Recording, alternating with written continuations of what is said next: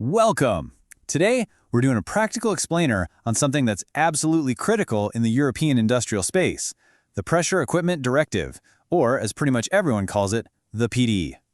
So, if you're a manufacturer, an importer, maybe an engineer, and your job involves getting any kind of pressure equipment into the European Union, well, you're in the right place.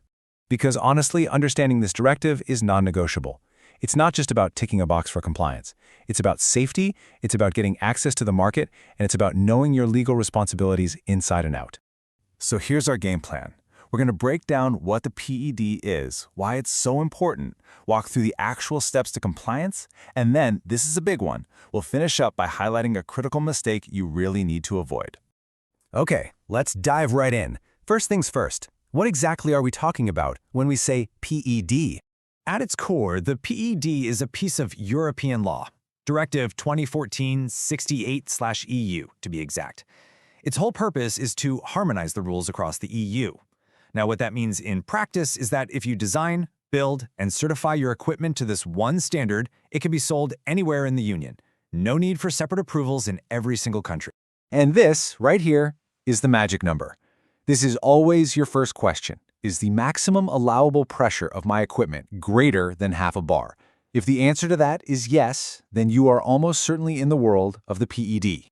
And this really shows you the boundaries. You can see the directive covers a huge range of things: vessels, industrial piping, safety valves, you name it. But it's also very specific about what it excludes. Things like long-distance pipelines, aerosol cans, or car parts are out, usually because they're covered by other regulations.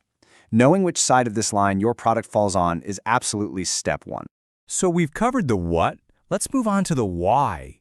Why does this directive even exist? It really all boils down to two main pillars. The first, and most important, is safety. It's about preventing accidents by making sure there's a high, consistent level of protection everywhere in Europe. The second pillar is all about economics, facilitating the free movement of goods. It knocks down technical trade barriers and creates a level playing field for everybody.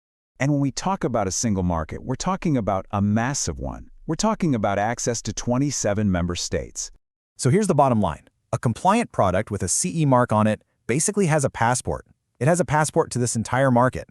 No more dealing with 27 different sets of technical hurdles. It's a really powerful system for commerce that's built on a foundation of safety. Now, the directive is very clear about who does what. The manufacturer carries the main weight. They're responsible for the design, the assessment, the whole certification. The importer has a crucial job too.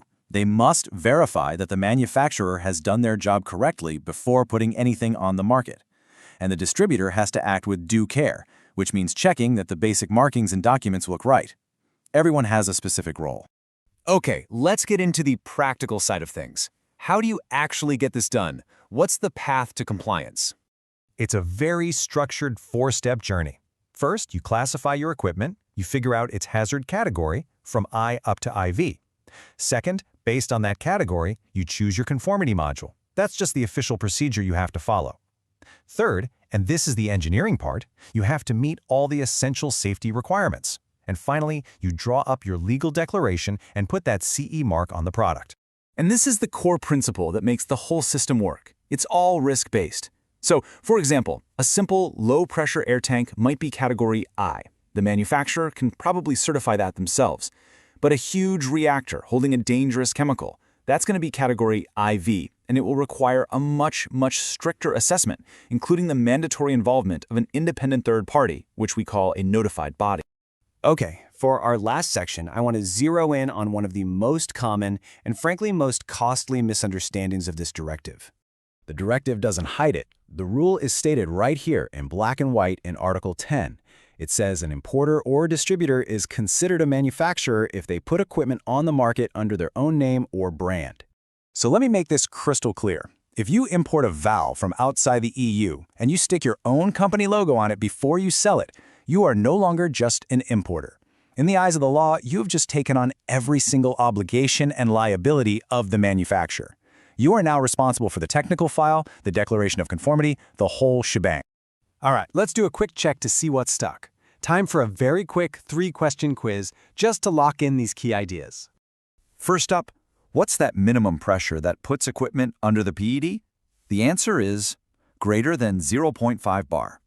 Question 2. Who has the main responsibility for putting together the technical documentation and the EU Declaration of Conformity?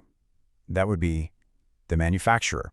And last one, true or false, an importer who puts their logo on a valve is only responsible for checking the original manufacturer's paperwork.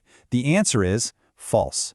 The second they put their brand on it, they legally become the manufacturer. So let's just recap the big takeaways. The PED is all about harmonizing rules for safety and for free trade. Compliance is a straightforward 4-step process. Everyone in the supply chain has very specific obligations. And please remember, putting your brand on a product makes you the manufacturer. And just a quick professional disclaimer. This content is for your information. When it comes to your specific products and compliance needs, you should always consult with a qualified professional or a notified body. And that's all for this explainer. If you want more practical insights on compliance, inspection, and safety for all things pressure equipment, make sure you subscribe. Thanks for joining me.